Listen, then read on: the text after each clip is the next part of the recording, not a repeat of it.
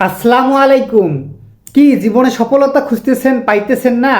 পাবেন কি করে? আপনার তো পরিশ্রম ঠিকভাবে হচ্ছে না। আগে পরিশ্রম করতে শেখেন, তারপরে নয় সফলতা খুঁজেন। জীবনে যদি সফলতা পাইতে চান, পরিশ্রমের বিকল্প আর কিছু নেই। আপনাকে পরিশ্রম করতেই হবে। জীবনটা কোনো সিনেমার গল্প না যে 2 ঘন্টা পরে এটার সুষ্ঠু একটা সমাধান আসবে। জীবন তো জীবন, জীবনকে জীবনের মতো করে সাজিয়ে নিতে হবে। জীবনে এমন কিছু করতে হবে যার কারণে যেন জীবনটা প্রতিষ্ঠিত করা যায়, যার কারণে যেন জীবনের সুখ আনন্দ এগুলো যেন আমরা নিয়ে আসতে পারি।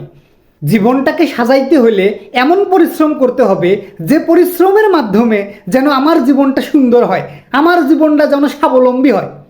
শুধু একটার পর একটা ভিডিও স্ক্রল করে গেলে কখনোই সফলতা পাবেন না। এখনো ভিডিওটা দেখতেছেন, দেখেন দেখেন। আপনি ভিডিও দেখবেন, আমি ডলার ইনকাম করতে পারবো, লাভ আমারই হচ্ছে। ভাই তোদেরকে বলতেছি, মোবাইলটা একটু রাখিয়া সফলতার দিকে নজর দে। সফলতা ছাড়া তোমাকে কেউ চিনবে না ভাই। এই দুনিয়াতে পরিচিতি অর্জন করতে হলে তোমাকে সফলতা অর্জন করতে হবে।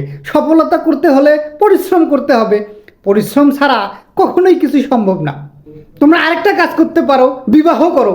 বিবাহ বন্ধনে কিন্তু ভাই সফলতা তাড়াতাড়ি আসে, এই কথাটা কিন্তু সত্যি ভাই।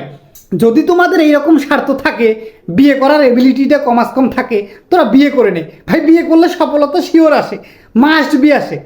আমি এতটুকুই চাই যে সবাই সফলতা অর্জন করুক, সবাই সবার জীবনকে সুন্দর করে সাজাইতে পারুক। তাহলে জীবনে সফলতা অর্জন করতে হবে কিভাবে? পরিশ্রমের মাধ্যমে। পরিশ্রম ছাড়া কিন্তু সফলতা অর্জন কল্পনাও করা যায় না।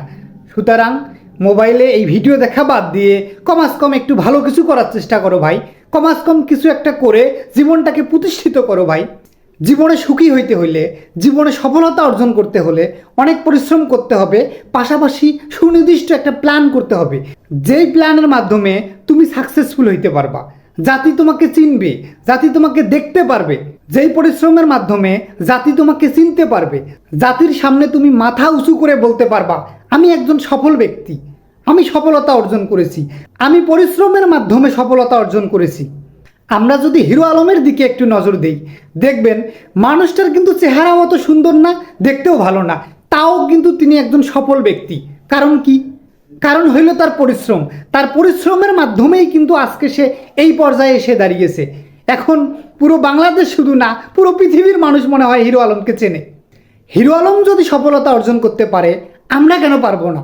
আমাদের চেহারা কি হিরো আলমের থেকেও খারাপ? আমাদের যোগ্যতা কি হিরো আলমের চেয়েও খারাপ? তাহলে হিরো আলম যদি পারে, আমরা কেন পারবো না?